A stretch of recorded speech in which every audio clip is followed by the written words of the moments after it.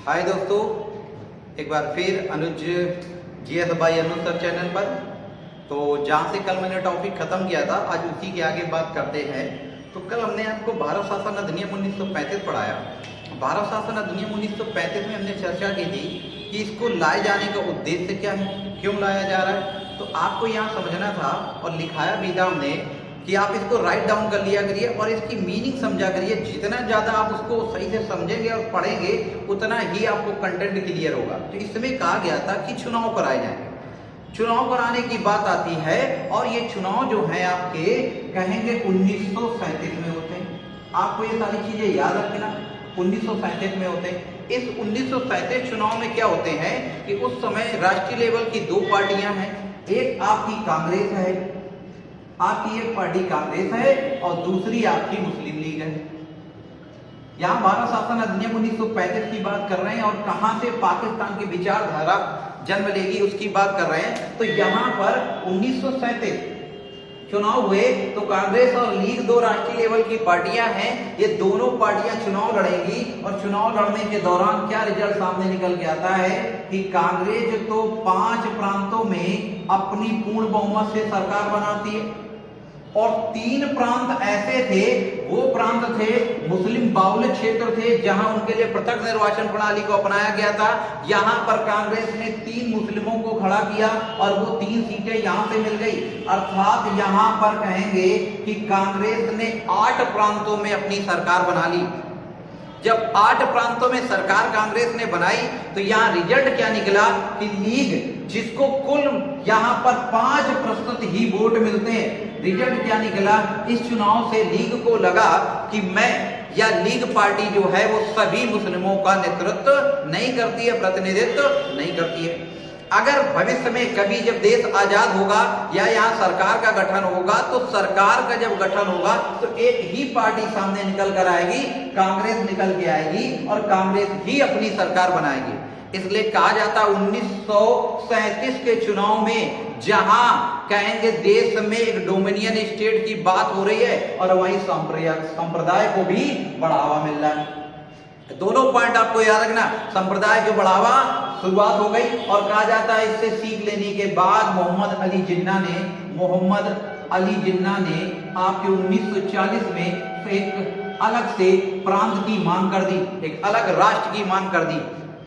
तो यहां से निकल कर आता है कि भारत शासन अधिनियम 1935 में आपके आधार बन गए कि 2 राष्ट्र होकर रहेंगे। ये अंग्रेजों की देन है। अब बात करते हैं 1937 के बाद भारत में अगस्त प्रस्ताव आता है और अगस्त प्रस्ताव में एक बात बोली जाती है कि भारत को एक संघ बनाएंगे। संघ बनाने के साथ साथ हम क्या करेंगे, एक डोमिनियन स्टेट का दर्जा देंगे और कहा कि हम यहां पर युद्ध के बाद, डोमिनियन स्टेट के युद्ध के बाद क्या बनाएंगे, संविधान का निर्माण किया जाएगा। इसकी वजह से क्या होता है, कांग्रेस, लीग या कहेंगे भारत की जितनी भी राष्ट्रीय लेवल की पार्टियां हैं सभी इसको अस्वीकार कर देती। जब अगस्त प्रस्ताव विफल हो गया तो अब यहां पर आता है 2 पॉइंट आपको याद करना है। एक आपकी क्या रहता है, क्रिप्स मिशन 1942। आज हमें क्या पढ़ना है, क्रिप्स मिशन 1942 क्यों आया, क्या उद्देश्य था और किन किन बातों को मेंशन किया गया। तो भारत शासन अधिनियम 1935 की बातें हमने क्लियर की कि इसके आधार पर चुनाव हुआ। चुनाव होता है तो सरकारें कौन बनाती है, तो कहेंगे कांग्रेस बनाती है और उस समय तत्कालीन प्रधानमंत्री आपके पंडित जवाहरलाल नेहरू बनाए जाते हैं। तो तत्कालीन प्रधानमंत्री का मतलब यहाँ से है कि जैसे वर्तमान यहाँ के मुख्यमंत्री वैसे उस समय प्रधानमंत्री बोला जाता था। तो अब बात करते हैं कि क्रिप्स मिशन लाए जाने का उद्देश्य क्या था, क्यों आया। तो थोड़ा हम बैक जाते हैं कि आपने देखा होगा कि 1939 से 1945 तक आपका सेकेंड वर्ल्ड वार चल रहा है। सेकेंड वर्ल्ड वार या कहेंगे द्वितीय विश्व युद्ध चल रहा है। याद करेंगे कि 1939 से 45 तक क्या शुरू हो गया विश्व में, द्वितीय विश्व युद्ध। अब ये द्वितीय विश्व युद्ध जब शुरू हुआ तो इससे क्या होता है, इस युद्ध के द्वारा क्या होता है कि ब्रिटेन की हालत खराब होने लगी, क्योंकि इस युद्ध में जर्मनी के साथ एक देश शामिल हो गया जिसका नाम है जापान। तो इस युद्ध में जब जापान शामिल हो गया तो जापान लगातार ब्रिटिश शासित क्षेत्रों को जीतने लगा। जैसे बात करते हैं कि जापान ने आपके रंगून पर कब्जा कर लिया, जापान के द्वारा मलाया प्रायद्वीप जीत लिया गया, मलाया प्रायद्वीप। दूसरी बात करें तो यहां पर कहेंगे सिंगापुर, कंबोडिया, इन सारे क्षेत्रों को जीत चुका है कौन? जापान जीत चुका है। और जापान क्या कर रहा है? जापान प्लस आजाद हिंद फौज, आजाद हिंद फौज जो है वो भारत की ओर बढ़ रही है, भारत की ओर बढ़ रही। आजाद हिंद फौज किसके नेतृत्व में? सुभाष चंद्र बोस के नेतृत्व में भारत की ओर बढ़ रही है। अतः यहाँ कहेंगे विदेश में जो कहेंगे द्वितीय विश्व युद्ध में अमेरिका शामिल हुआ, अमेरिका ने इनको सुझाव दिया या अमेरिका ने दबाव डाला कि भारत के मामले को सॉल्व किया जाए। तो यहाँ से क्लियर हो रहा है कि भारत के मामले को सॉल्व करने के लिए किसने दबाव डाला? अमेरिका, चीन और कहेंगे आपके ऑस्ट्रेलिया ने। तो यहाँ से याद रखेंगे क्या भूमिका बन रही क्रिप्स मिशन की, ये सारी चीजें हम नोट करते जाएंगे। आगे बात करते हैं कि किसने किसने दबाव डाला, तो कहेंगे अमेरिका के राष्ट्रपति, अमेरिका के राष्ट्रपति उस समय थे फ्रैंकलिन रूजवेल्ट। और चीन के राष्ट्रपति हैं, चीन के राष्ट्रपति जो थे इनका नाम था चियांग, नोट कर लेंगे सारे पॉइंट बनते, चियांग केई शेक, चियांग केई शेक। और ऑस्ट्रेलिया के विदेश मंत्री इवोट, इन तीनों द्वारा प्रेशर डाला गया विंस्टन चर्चिल पर। किस पर डाला गया? Winston Churchill. आप कहेंगे कि द्वितीय जब क्रिप्स मिशन आया उस समय ब्रिटेन का प्रधानमंत्री कौन है? विंस्टन चर्चिल है। तो विंस्टन चर्चिल इस बात को जानता था कि ब्रिटेन जानता था या कहेंगे विंस्टन चर्चिल जानते थे कि भारत हमारे लिए तो एक सोने की चिड़िया है या कहेंगे एक दुधारू गाय की तरह है जिससे मेरी सेना का खर्च चल रहा है। और ऐसे क्षेत्र को ब्रिटेन अपने हाथ से नहीं देने जाना चाहता था। लेकिन इस पर क्या हुआ? द्वितीय विश्व युद्ध के दौरान इन सारे देशों का दबाव पड़ा। तो दबाव पड़ा तो इसको क्या करना था कि अंतरराष्ट्रीय लेवल पे अपनी छवि भी बनाई रखनी थी और साथ ही साथ इसे भारतीयों के लिए, भारत को या कहेंगे भारतीय गणराज्य को बचा के भी रखना था, भारतीय क्षेत्र को। इसलिए इसने एक ऐसा मिशन तैयार किया, कहेंगे स्टैमफोर्ड क्रिप्स के नेतृत्व में, कि उसे पता था कि अगर ये मिशन भारत जाएगा तो 100% भारतीय से ठुकरा देंगे। क्यों? इसके पहले 1940 में जो अगस्त प्रस्ताव आया था उसको भी ठुकरा चुके थे। इसलिए कहेंगे कि सन 1942 में तत्कालीन प्रधानमंत्री जो उस समय थे विंस्टन चर्चिल, कहेंगे एक मिशन का तैयार करेंगे जिसे क्रिप्स मिशन के नाम से जाना जाएगा और ये भारत आएगा। तो याद रखना कि भारत भेजे जाने का रीजन क्या है? अंतरराष्ट्रीय दबाव है। अंतरराष्ट्रीय दबाव में कहा गया कि अगर जापान आपके कहेंगे सिंगापुर, दक्षिण एशिया पे कब्जा करते हुए अगर भारत पर भी आक्रमण करता है तो भारतीय जनता कहीं ऐसा ना हो कि जापान के साथ हो जाए और हमारी द्वितीय विश्व युद्ध में हार हो जाए। अमेरिका को भी ये डर सता रहा था। दूसरी समस्या आपने देखा होगा कि अमेरिका इसमें युद्ध में शामिल हुआ था और अमेरिका के पर्ल हार्बर पर, याद रखना पर्ल हार्बर पर ब्रिटेन ने आपके जापान ने चुपके से हमला कर दिया था, उसे डुबो दिया था। इससे अमेरिका बौखला गया। बौखला जाने से आपने देखा रिजल्ट निकल के क्या आता है कि अमेरिका 2 परमाणु बम गिराता है और जापान का तहस नहस करता है और इससे सेकेंड वर्ल्ड वॉर भी समाप्त हो जाता है। तो यहाँ अगर बैक देखें स्टोरी कि अमेरिका शामिल होने की बात कहां से आती है, तो अमेरिका शामिल होने की बात है कि 1939 में ब्रिटेन आपका युद्ध लड़ रहा है जापान जर्मनी से, इसकी हार हो रही लगातार, ये सारे क्षेत्र इसके हाथ से निकल रहे हैं, रंगून, सिंगापुर, कंबोडिया, वियतनाम वगैरह। तो ये भागकर कहां जाते हैं? उस समय तत्कालीन प्रधानमंत्री फ्रैंकलिन रूजवेल्ट के पास। जब रूजवेल्ट के पास जाते हैं तो कहा जाता है कि दुनिया में ये मैसेज पहुंच गया कि इस युद्ध के दौरान ब्रिटेन के प्रधानमंत्री विंस्टन चर्चिल मारे गए। ये पूरी दुनिया में मीडिया के थ्रू खबर फैला दी गई। विंस्टन चर्चिल अब नहीं रहे। क्यों? क्योंकि विंस्टन चर्चिल और फ्रैंकलिन के बीच एक बैठक संपन्न हुई, चर्चिल के बीच एक बैठक संपन्न हुई और इस बैठक में कई सारे समझौते होते हैं। ये दोस्तों अच्छे से समझ लो कि अमेरिका इस युद्ध में क्यों आता है और क्या वजह रही। तो 1940 में कहेंगे फ्रैंकलिन विंस्टन चर्चिल के बीच एक संधि होती है जिसे अटलांटिक संधि के नाम से जानते हैं। अटलांटिक संधि के नाम से जानते हैं। तो याद रखना ये 1941 में पारित कर दिया गया। दोस्तों अगर कंटेंट अच्छा लग रहा है, आपके मतलब का है, आपके लिए एग्जाम की दृष्टि से अच्छा, कोई भी वनडे एग्जाम या आपके पीसीएस लेवल के कोई एग्जाम देंगे, यही सारे क्वेश्चन बनते हैं। आप राइट डाउन किया करिए साथ साथ में। अगर वीडियो अच्छा लगता है तो ज्यादा से ज्यादा शेयर करें और लाइक भी किया करिए, ताकि हमें भी मेहनत मिले, हिम्मत मिलती रहे और आपके लिए लगातार ऐसे वीडियो बनाते रहे। आपसे और कुछ नहीं कहा जा रहा है, लीजिए सब्सक्राइब किया करिए आपको वीडियो अच्छा लगे तो, और शेयर करिए ताकि हम लगातार आपके लिए ऐसे मेहनत करें। तो यहाँ कंटेंट देखो, हमने क्या बोला, अमेरिका के राष्ट्रपति और विंस्टन चर्चिल के बीच एक संधि होती है। इस संधि में रिजल्ट क्या निकलता है कि इस संधि को बोला गया अटलांटिक संधि। दोस्तों मतलब की बात बताते हैं कि अमेरिका को जो दुनिया की पहली शक्ति बोला गया, अमेरिका को दुनिया की शक्ति कहा जाता है, ये रिजल्ट क्यों निकल के आया? इस संधि में कहा जाता है फ्रैंकलिन रूजवेल्ट ने विंस्टन चर्चिल के सामने संधि प्रस्ताव रखा कि युद्ध में हम तभी शामिल होंगे जब हमें दुनिया की एक महाशक्ति के रूप में माना जाएगा।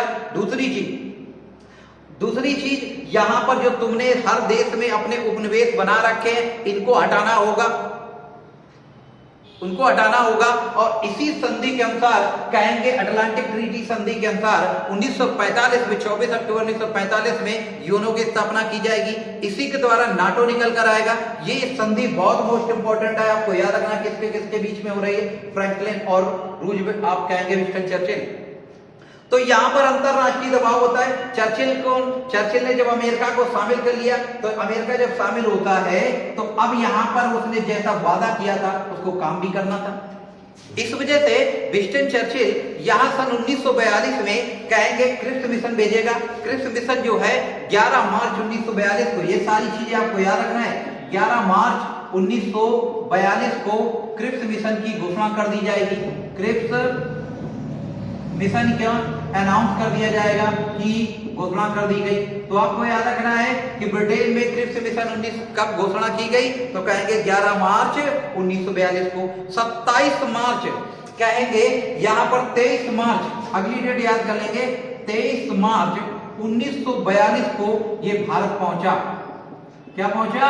भारत पहुंचा। तो पूछा जाए कि क्रिप्स मिशन भारत कब पहुंचा, तो कहेंगे क्रिप्स मिशन आपका 23 मार्च 1942 को पहुंचता है।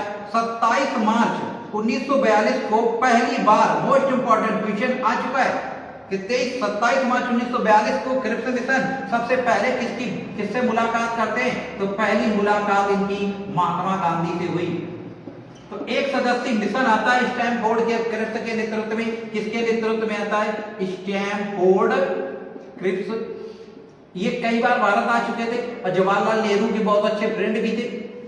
ठीक है, तो यहां पर कहेंगे स्टैनफोर्ड क्रिप्स का गठन, घोषणा कब की जाती है क्रिप्स मिशन की? 11 मार्च 1942 को। दोस्तों 23 मार्च 1942 को यह भारत पहुंचा और 27 मार्च 1942 को महात्मा गांधी से मुलाकात होती है और क्रिप्स जो प्रस्ताव लाया गया था वो दिखाया गया।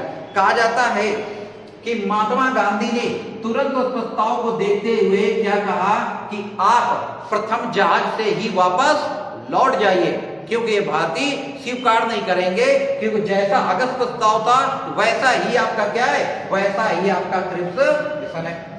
दोस्तों यहां तक बात समझ में आ रही है? यहां पर क्या होता है?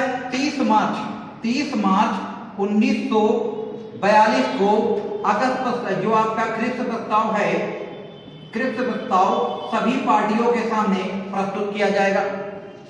क्रिप्स प्रस्ताव सभी पार्टियों के सामने प्रस्तुत किया जाएगा। तो याद रखना क्रिप्स मिशन किसके नेतृत्व में आ रहा है? Stanford Cripps. उस समय प्रधानमंत्री कौन है? विंस्टन चर्चिल है। 11 मार्च 1942 को घोषणा की जाती है। 23 मार्च 1942 को भारत आता है। 27 मार्च 1942 को महात्मा गांधी से मुलाकात हुई और 30 मार्च 1942 को क्रिप्स प्रस्ताव पारित किया गया, कहेंगे पार्टियों के सामने प्रस्तुत किया गया। अब इसमें देखते हैं कि क्रिप्स प्रस्ताव जब प्रस्तुत किया गया तो कौन कौन इस पार्टी में भाग लेता है और कौन किसके नेतृत्व में आ रहा है। ठीक है, तो यहां तक बात क्लियर है। आप राइट डाउन करते जाएंगे, अच्छे से नोट करते जाएंगे। अगर नहीं नोट कर पाते हो तो वीडियो को बैक करके देखिए और ये पॉइंट सारे नोट करिए। तो यहां से क्या निकल के आया कि अब क्रिप्स प्रस्ताव लाया जा रहा है और क्रिप्स प्रस्ताव में कहेंगे कई सारी पार्टी, मुस्लिम लीग की तरफ से कौन भाग लेगा? तो मोहम्मद अली जिन्ना। कौन आ रहे हैं? मोहम्मद अली जिन्ना। ये पॉइंट आपको याद रखना है। पूछा जाएगा कि सन 1942 में जो क्रिप्स मिशन आया, क्रिप्स मिशन में मुस्लिम लीग की तरफ से किसने भाग लिया? मोहम्मद अली जिन्ना ने। अब कहें यहाँ पर कांग्रेस की तरफ से कौन आए? कांग्रेस की तरफ से आते हैं मौलाना अबुल कलाम आजाद। कांग्रेस की तरफ से मौलाना अबुल कलाम आजाद और इसी में भाग लेते हैं पंडित नेहरू भी भाग ले रहे हैं। तो नेहरू भी लिखना चाहे तो लिख सकते हैं एवं नेहरू। ये सारे पॉइंट हम नोट कर लेंगे कि नेहरू भी भाग ले रहे हैं। साथ ही साथ यहाँ का अनुसूचित जाति, सूचित जात की तरफ से कौन ले रहा है? अनुसूचित जात की तरफ से बी आर अम्बेडकर भाग लेते हैं। ठीक है। इसके बाद क्या है? सिखों की तरफ से कौन भाग ले रहा है? सिखों की तरफ से तो यहाँ उज्जवल सिंह है। उज्जवल सिंह सिखों की तरफ से उज्जवल सिंह। हिंदू महासभा की ओर से कौन भाग ले रहा है? हिंदू महासभा की ओर से भाग लेते हैं आपके कहेंगे वीर सावरकर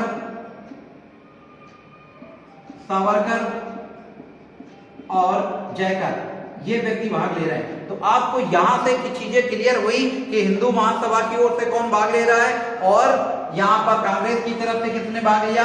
लीग की तरफ से कौन आया? अनुसूचित जात की तरफ से कौन ने तरफ है? सिख और हिंदू महासभा की। ये सारे पॉइंट आपको नोट करते जाएंगे। ये मिलान के लिए कभी कभी क्वेश्चन आ जाते हैं कि सन 1942 क्रिप्स मिशन में आपके कांग्रेस की तरफ से किसने भाग लिया? अनुसूचित जात की तरफ से कौन नेतृत्व कर रहा है? हिंदू महासभा की ओर से कौन नेतृत्व कर रहा है? तो ये सारे पॉइंट। और दोस्तों एक पॉइंट आपको याद रखना है, जब क्रिप्स मिशन भारत आ रहा था तो कहा जाता है एक बहुत भारत में एक बुद्धिजीवी व्यक्ति थे जिनका नाम है सुभाष चंद्र बोस। सुभाष चंद्र बोस ने जब ये भारत नहीं आया था तभी बता दिया था कि ये विंस्टन चर्चिल द्वारा भारतीयों के लिए फेंका गया एक रोटी का टुकड़ा है और इसके ज्यादा कुछ नहीं है। तो आपको याद रखना है कि सुभाष चंद्र बोस ने क्रिप्स मिशन को क्या कहा है? कहा कि भारतीयों को ललचाने वाला एक रोटी का टुकड़ा है। दूसरी बात यहां पर कहें, जब कांग्रेस की तरफ से नेहरू भाग ले रहे हैं तो नेहरू क्या कहते हैं? महात्मा गांधी ने क्या कहा? और लीग के मोहम्मद अली जिन्ना क्या कहते हैं? टिप्पणी आपको अच्छे से याद रखनी है। मोहम्मद अली जिन्ना कहते हैं क्रिप्स मिशन एक सड़ा गला मिशन है। ठीक है, क्या टिप्पणी की थी? सड़ा गला मिशन है। जबकि महात्मा गांधी ने इसे बोला पोस्ट डेटेड चेक है। बोला कि जब अभी युद्ध में कोई पता ही नहीं कि निर्णय क्या निकलेगा, शायद ब्रिटेन हार जाए या कुछ और रिजल्ट निकलता है, तो इसके लिए क्या बोला कि पोस्ट डेटेड है, जिसकी कोई चेक है या कहेंगे जिसकी कोई तारीख ही नहीं दी है। और इसमें नेहरू ने क्या जोड़ दिया कि ये पोस्ट डेटेड चेक के आगे कि जिसका बैंक ही दिवालिया है। तो ये सारी टिप्पणियां में याद रखना है कि आपका क्रिप्स मिशन भारत आया और भारत आते ही किन किन बातों की बात की जाती है, कौन कौन टिप्पणियां की जाती है, ये सारे पॉइंट आपको नोट करते जाना है। अब दोस्तों आगे बात करते हैं। प्लीज शेयर करिए वीडियो को ज्यादा से ज्यादा और लाइक करिए, सब्सक्राइब करिए अगर आपको बेटर अच्छा मिल रहा है। ठीक है, आगे देखते हैं कि जब क्रिप्स मिशन आया तो क्रिप्स मिशन का उद्देश्य किन किन पॉइंट पर था, क्या भारत में योजना लेकर आए थे। तो पहला पॉइंट इसका था कि हम भारत को संघ बनाएंगे।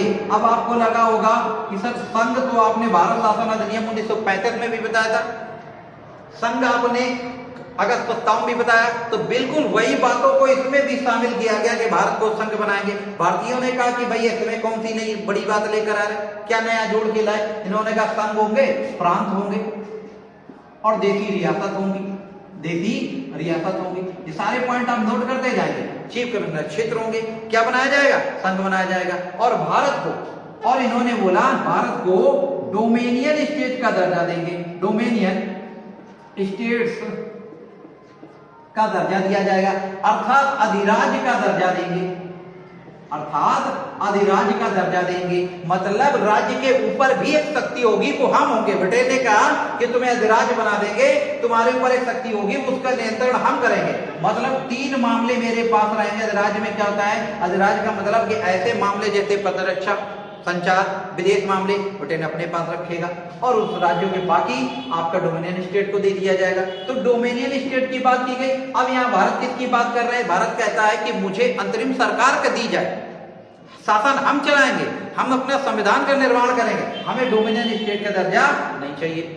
बात समझ में आ रही है कि क्यों क्रिप्स मिशन फेल हो रहा है? क्रिप्स मिशन संघ की मांग की गई, यही बात तुम्हारी 1940 में भी की जाती है, यही बात 1935 में की जा रही है। तो भारतीयों के द्वारा कहा गया इसमें क्या नया लेकर आए?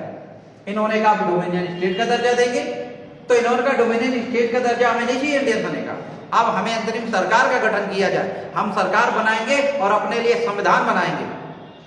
तो अंग्रेज जो भारत को दुधारू गाय समझते थे, भारत को सोने की चिड़िया समझते थे, जिससे अंग्रेजों की सेना का खर्च चलता था इंडिया का। अगर दुनिया में कोई कंपनी मुनाफे में चलती थी, दुनिया में अगर कहीं शोषण हो रहा था तो वो भारत में हो रहा था, भारत से कमाई थी सबसे ज्यादा।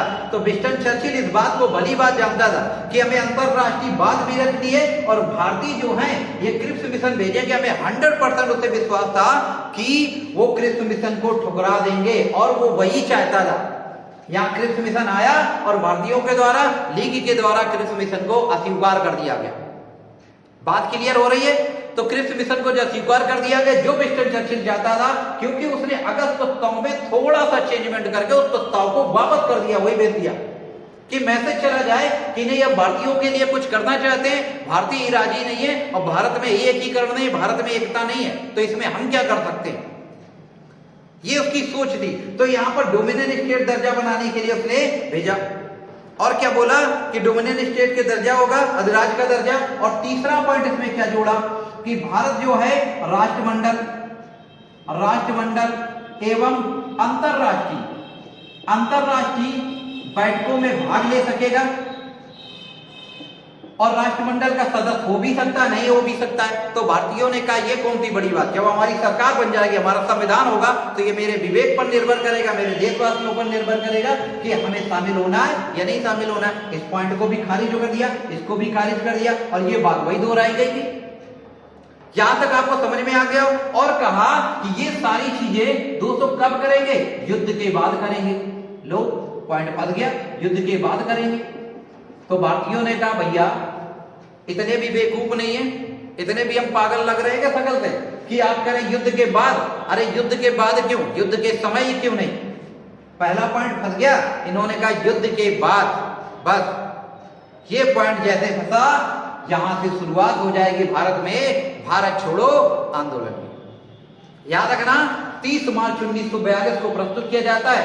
ये सारे पॉइंट आपको याद रखना है, ठीक है?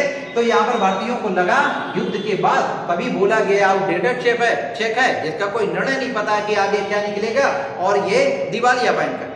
यहां तक चीज समझ में आई? और क्या बोला गया कि यहां पर युद्ध के बाद एक संविधान सभा का गठन करेंगे, संविधान सभा का गठन किया जाएगा। किसके माध्यम से? चुनाव के माध्यम से। ये सारे पॉइंट आपको नोट कर लेना है। चुनाव के माध्यम से किया जाएगा, जिसमें देशी रियासतें कैसी होंगी, मनोनीत होंगी। तो इन्होंने कहा देशी रियासतें मनोनीत होंगी, तो इसमें कौन सा नया कर रहे हो, हमारी सरकार बनेगी, हम खुद ही देख लेंगे। और इन्होंने एक पॉइंट और जोड़ा, तो ये सारे पॉइंट आपको नोट कर लेने हैं। इन्होंने क्या जोड़ दिया कि जो वायसराय की कार्यकारिणी थी, वायसराय की कार्यकारिणी, वायसराय की जो परिषद है उसमें सभी भारतीय होंगे, परिषद में सभी भारतीय होंगे, सभी भारतीय होंगे।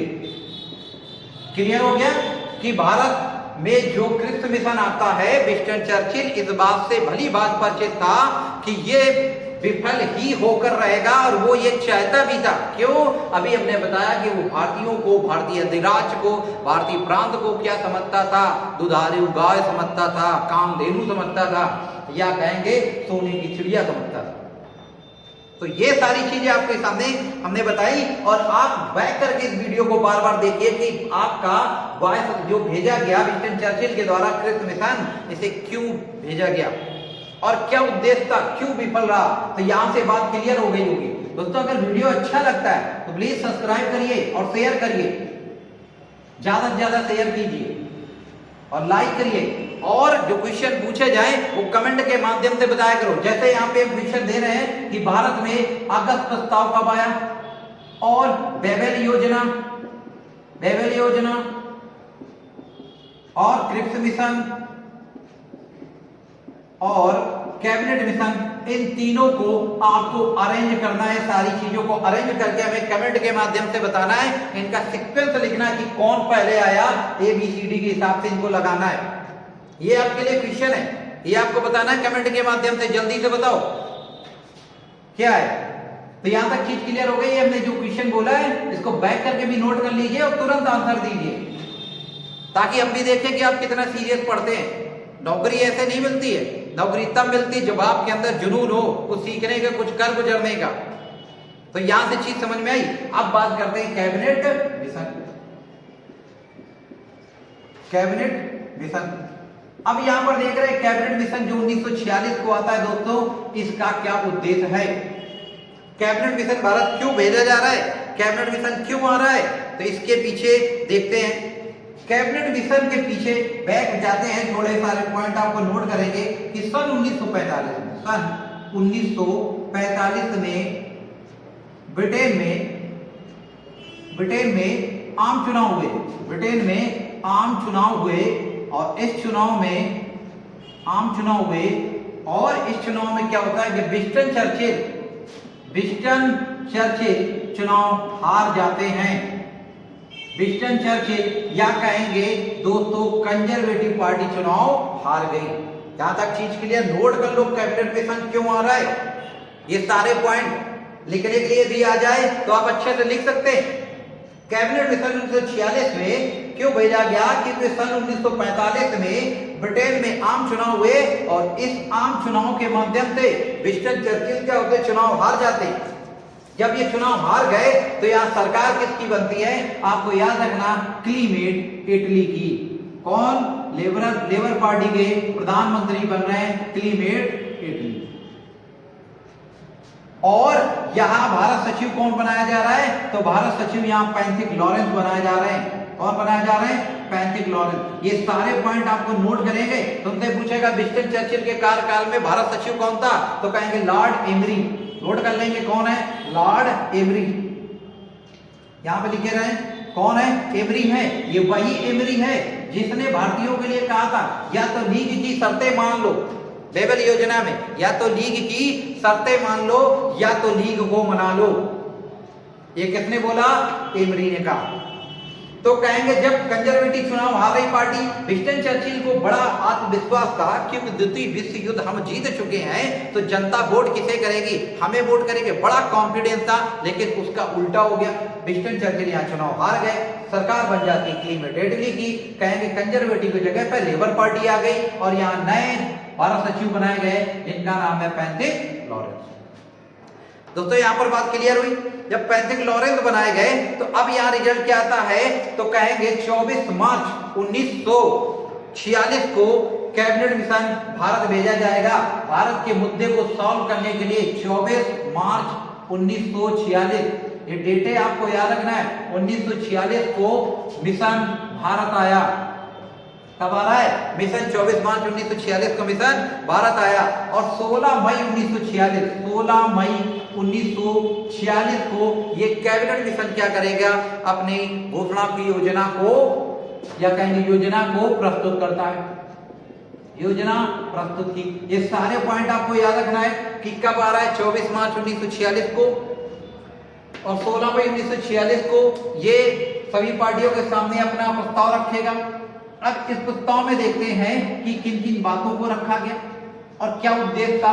तो कहेंगे ये जो प्रस्ताव आया इसमें 30 सदस्य है, इसमें जो अध्यक्ष है वो पैंथिक लॉरेंस है। ये सारे पॉइंट नोट करेंगे, पैंथिक लॉरेंस। इसमें एक सदस्य है, ये भारत सचिव है, नोट कर लेंगे भारत सचिव। भारत सचिव दोस्तों अगला पॉइंट यहां से जोड़ा गया, यहां शायद कट रहा होगा, भारत सचिव है। तो यहां पर हम लिख रहे हैं ये आपके कौन है, भारत सचिव। किसका स्थान लिया है, तो यहां पे नीचे लिख देंगे एमरी के स्थान पर बन रहे हैं, एमरी के स्थान पर। ये सारे पॉइंट आप नोट कर लेंगे के स्थान पर। और इसके बाद आ रहे हैं AB Alexander, AB Alexander, Alexander. ये उस समय क्या थे, नौसेना मंत्री, नौसेना मंत्री, ठीक है। और तीसरा है स्टैमफोर्ड क्रिप्स। अब ये बंदा दोबारा फिर है, स्टैमफोर्ड क्रिप्स। ये उस समय व्यापार मंत्री है, व्यापार एवं श्रम मंत्री, इनके पास है विभाग। तो ये 3 व्यक्ति आते हैं और इस योजना को कांग्रेस लीग वगैरह के सामने प्रस्तुत किया जाता है। तो सारे पॉइंट नोट किए कि कैबिनेट मिशन आ रहा है सन 1946 में। क्यों आ रहा है? क्योंकि कंजर्वेटिव पार्टी चुनाव हारती है और विंस्टन चर्चिल की जगह पे विंस्टन चर्चिल के स्थान पर कौन आया? क्लीमेट इटली आए। और एमरी के स्थान पर भारत सचिव कौन बना? तो कहेंगे पैंथिक लॉरेंस। तो कैबिनेट मिशन का अध्यक्ष कौन है? Pethick Lawrence. और कब आया? 16 मार्च 1946 को योजना का प्रस्तुत की गई। तो कहेंगे ये योजना प्रस्तुत की जाती है आपकी 24 मार्च 1946। दोस्तों यहां तक बात क्लियर हो गई। अब इस योजना के क्या क्या पॉइंट थे, क्या उद्देश्य था, क्या क्या इसमें रखा गया, ये सारी चीजें देखते हैं। ठीक है, आगे बात करते हैं कि ये जो लाया गया इसमें क्या रखा जा रहा है। तो याद रखना, पहला पॉइंट रखा गया कि भारत में एक अंतरिम सरकार का गठन करेंगे। अंतरिम सरकार का गठन किया जाएगा, क्योंकि जब तक प्रत्यक्ष चुनाव नहीं होते हैं तब तक एक अंतरिम सरकार होगी। ठीक है, तो यहाँ पर अप्रत्यक्ष रूप से आपके संविधान सभा में सदस्य आएंगे। तो कहेंगे भारत में एक अंतरिम सरकार का गठन करना है और भारत में एक संघीय व्यवस्था को लागू करना है। भारत में संघीय व्यवस्था, तो हर बार किसकी बात की गई? संघीय व्यवस्था को लागू करना है। अर्थात संघीय व्यवस्था के अंतर्गत आप देखते होंगे केंद्र और राज्य के बीच शक्तियों का बंटवारा होता है। क्या होता है? केंद्र और राज्य के बीच शक्तियों का बंटवारा होता है। और कहेंगे इसमें केंद्र के राज्य के ऊपर एक शक्ति होती है जिसको केंद्र बोलते हैं। और इसके अंतर्गत हम पढ़ेंगे भारत राज्यों के संघ में कि क्या परिभाषित किया गया, संघ क्या होता है और राज्यों का संघ क्या होता है, उसकी बात हम बाद में करेंगे। तो संघीय व्यवस्था बनाए जाने की बात की गई। तीसरा पॉइंट दोस्तों बात करें तो तीसरा पॉइंट क्या किया गया? जब संघ बनाने की बात आई तो यहाँ पर संघ में शामिल कितने लोगों को किया गया? कहा गया कि ब्रिटिश प्रांत होंगे और देसी रियासत होंगी। ठीक है, किसको शामिल किया गया? देसी रियासत होंगी। ठीक है, यहां तक बात क्लियर है। आगे बात करते हैं। और इसके लिए यहाँ पाएंगे 11 प्रांत थे इस समय। इसके लिए क्या किया गया? इसके लिए कैटेगरी बनाई जाती है। क्या बनाई जाती है? एक कैटेगरी बनाई जाती है। इस कैटेगरी को समझो कि कौन कौन सी कैटेगरी में कौन कौन से राज्य शामिल किए गए। ठीक है, तो इसकी कैटेगरी की बात करें तो मैप के अकॉर्डिंग समझो। हमने क्या कहा कि अगर आप ज्यादा अच्छा पढ़ना चाहते हैं तो आपको मेहनत करनी होगी। ये हम कब की बात कर रहे हैं? ये आपका जब बांग्लादेश और आपका पाकिस्तान नहीं आजाद हुआ था। तो ये आप कहेंगे ये पाकिस्तान अलग हो गया, तो कुछ ऐसा मैप बनेगा जाके। तो यहाँ पर देखिए कौन कौन से प्रांत, ये जो पूरा क्षेत्र है, ये पूरा क्षेत्र है दोस्तों, ये जो पूरा क्षेत्र निकल के आ रहा है, इस क्षेत्र में ये पूरे क्षेत्र को आ नाम दिया गया। आज ये जो पूरा क्षेत्र निकल के आएगा और एक ये क्षेत्र निकल के आएगा, तो इसमें आ, बा और सा, तो ये जो क्षेत्र है इसे बा और ये कौन सा क्षेत्र है? सा। तो मैप से आपको समझ में आ रहा होगा कि कौन स्टेट किसमें शामिल किया गया होगा, क्योंकि 11 प्रांत हैं और भारत शासन अधिनियम 1965 में आपको हमने पढ़ाया भी है कि कौन कौन से 11 प्रांत थे। तो यहाँ समझ में आ रहा है कि नीचे क्षेत्र आ कैटेगरी में रखा गया, यहाँ पर उत्तर पश्चिम क्षेत्र में बा कैटेगरी रखे जा रहे हैं और सा कैटेगरी। अच्छे एग्जामों में ऐसे क्वेश्चन पूछे जाते हैं, तो यहाँ से सारे पॉइंट आप नोट करते जाएंगे और अच्छे से इनका रिविजन करो ज्यादा से, और घर पर एक प्रैक्टिस डेली करिए और लेवल लेके चलिए, क्योंकि पेपर सेटर जो होता है वो जानता है कि कैसे अब क्वेश्चन बनते हैं और कंपटीशन डे बाय डे बढ़ता जा रहा है दोस्तों। तो हमें ज्यादा मेहनत करनी, कंटेंट अच्छा पढ़ना है और ज्यादा से ज्यादा नॉलेज गेन करिए, तभी आपको नौकरी मिलेगी। नहीं तो ऐसे कोई नौकरी पेड़ में लगी नहीं है कि पत्थर मारो और गिरा लो। उसके लिए हमें क्या जूझना पड़ेगा, जुनून होना चाहिए उसके लिए हमें। तो यहाँ पर देखो आगे, अगर कंटेंट अच्छा लग रहा है, वीडियो अच्छा लग रहा है, तो प्लीज इसको सब्सक्राइब करें, शेयर भी करें। अब बात करते हैं आगे। यहां पर कैटेगरी देखें कि आ और बा और सा में कौन कौन से प्रांत रखे गए, लिख डालो, नोट करो, कमेंट के माध्यम से बताओ। जो हमने बताया अभी मैप के माध्यम से कौन कौन से हो सकते हैं। तो हमने कहा सा में कौन से क्षेत्र हैं? पूर्वोत्तर के बंगाल एवं असम को रखा गया। ये 11 प्रांतों में बांटा गया, तो 2 निकल गए, पूर्व के बंगाल असम। बा में कौन आ जाएंगे? बा में कहेंगे उत्तर पश्चिम प्रांत में कौन रखा गया? पंजाब को रखा गया, पंजाब आ रहा है। उत्तर पश्चिम सीमा प्रांत रखा गया, सीमा प्रांत को रखा गया, उत्तर पश्चिम सीमा प्रांत सिंध को रखा गया। ये किस में रखे जा रहे हैं? ये बा कैटेगरी में रखे गए। ये सारे पॉइंट आपको नोट करना है। पंजाब, सिंध, उत्तर पश्चिम सीमा प्रांत। अब बताओ कमेंट के माध्यम से सिंध प्रांत कब बना, कब बॉम्बे प्रांत से अलग करके बनाया जा रहा है, किस अधिनियम द्वारा? कमेंट करके माध्यम से बताओ, जल्दी बताओ कि सिंध कब बनता है। और जो बचे हुए हैं वो ए कैटेगरी में रखे गए। बचे हुए कैटेगरी में कौन आ रहा है? जो बचे हुए हैं, जैसे बॉम्बे, कौन बच गया? बॉम्बे बच गया। मद्रास बच गया, कौन बच गया? उड़ीसा बच गया, कौन बचा? उड़ीसा बचा। संयुक्त प्रांत बचा, संयुक्त प्रांत बचा। और एक प्रांत दोस्तों कौन बचा? मध्य प्रांत। तो ये कैटेगरी को भी दिमाग में डाल लो कि भारत शासन 1946 कैबिनेट मिशन के आधार पर प्रांतों को 3 कैटेगरी में बांटा गया। एक ए, बी, सी, या कहेंगे आ, बा, सा। एक आ, बा, सा में किसको रखा गया? मैप के माध्यम से बताया तो सा में बंगाल और असम है, जबकि बा में पंजाब, उत्तर पश्चिम सीमा प्रांत और कहेंगे आपका सिंध है। तो ये वही क्षेत्र है जहां से खान अब्दुल गफ्फार नेतृत्व करेंगे। आज क्षेत्र में कौन आ रहा है? बॉम्बे आ रहा है, मद्रास आ रहा है, उड़ीसा आ रहा है, संयुक्त प्रांत आ रहा है और मध्य प्रांत आ रहा है। ये आप कैटेगरी जल्दी से बना लीजिए और नोट करिए, रिवाइज करिए सारी चीजें। क्वेश्चन को रिवीजन के लिए आ जाएगा कौन किस में रखा जाता है। ठीक है, तो हमने बताया कब आया? 16 मार्च 1946 को। कब योजना प्रस्तुत की गई? 24 मार्च 1946। अब देखो इनमें क्या बात कर रही है, किन किन पॉइंटों को रखा जा रहा है उसके बारे में देखते हैं। तो कैबिनेट मिशन जब आया तो वही बात इसमें की गई कि भारत में क्या होगी? संघ और प्रांतों में शक्तियों का बंटवारा किया जाएगा और एक संघ बनाया जाएगा। और क्या किया जाएगा? पाक की जो मांग, पाकिस्तान के मुस्लिम लीग के द्वारा जो पाकिस्तान की मांग की जा रही थी उसको इस मिशन में अस्वीकार कर दिया गया। दोस्तों मोस्ट इंपॉर्टेंट, कैबिनेट मिशन ने पाकिस्तान की मांग को अस्वीकार कर दिया। याद कर लेंगे, कैबिनेट मिशन क्या करता है? अस्वीकार करता है। और इन्होंने कहा पाक, लिखना चाहो तो लिख सकते हो, पाक की मांग को अस्वीकार कर दिया। मांग को अस्वीकार कर दिया गया, अस्वीकार कर दिया। शक्तियों का बंटवारा किया गया, शक्तियों का बंटवारा, बंटवारा, केंद्र की अलग शक्तियां और राज्य की अलग शक्तियां, बंटवारा किया जाएगा। और कहेंगे कैबिनेट मिशन में यह भी कहा गया कि एक संविधान सभा का गठन किया जाएगा। किसका गठन किया जाएगा? एक संविधान सभा का गठन किया जाएगा जो 10 लाख की जनसंख्या में, 10 लाख की जनसंख्या में एक कैंडिडेट, 10 लाख की जनसंख्या में एक सदस्य चुना जाएगा। ये सारे पॉइंट आपको याद रखना है कि किस मिशन में कहा गया कि संविधान सभा का गठन किया जाएगा। तो आप कहेंगे कैबिनेट मिशन 1946। और इसमें क्या बोला गया? इसमें बोला गया कि भारत चाहे तो राष्ट्रमंडल का सदस्य रहेगा या सदस्यता को स्वीकार करे या स्वीकार कर सकता है। राष्ट्रमंडल का सदस्य रहे या ना रहे, ये उसके विवेक पर छोड़ दिया गया।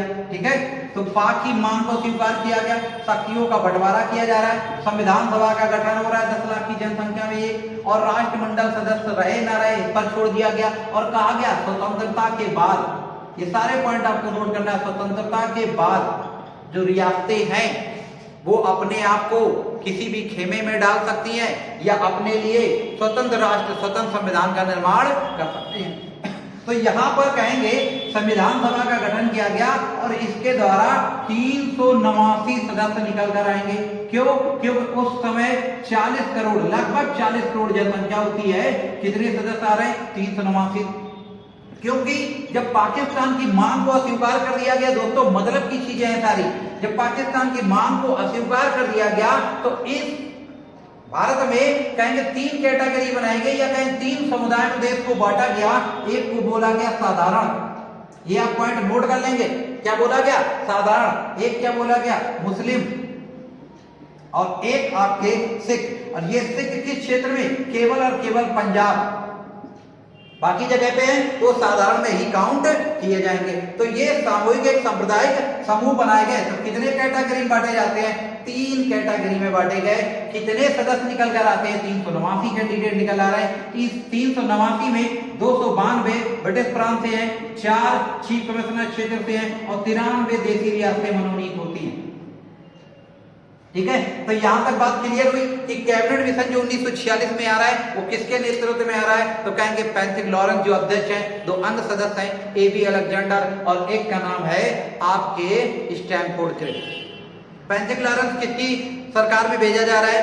तत्कालीन प्रधानमंत्री कौन थे? तो कहेंगे क्लीवेट इटली है।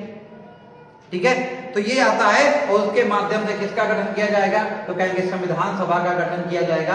पूछेगा किस मिशन ने पाकिस्तान की मांग को अस्वीकार किया है? तो दोस्तों याद रखना वो है आपकी कैबिनेट मिशन जिसमें पाकिस्तान की मांग को अस्वीकार किया गया। ये सारे पॉइंट आपके मोस्ट इंपॉर्टेंट है। कब आता है, कब इसने अपनी योजना प्रस्तुत की, क्रिप्स मिशन क्या का उद्देश्य था, क्यों असफल रहा, ये सारे पॉइंट आपको नोट करके रखना है और डेली रिवाइज करिए। अगर आपको वीडियो अच्छा लग रहा है तो प्लीज आप इसको शेयर कीजिए और जो क्वेश्चन बोले हैं इनको कमेंट के माध्यम से आंसर दीजिए। ठीक है, अगर वीडियो अच्छा लगा है तो प्लीज शेयर करिए। धन्यवाद।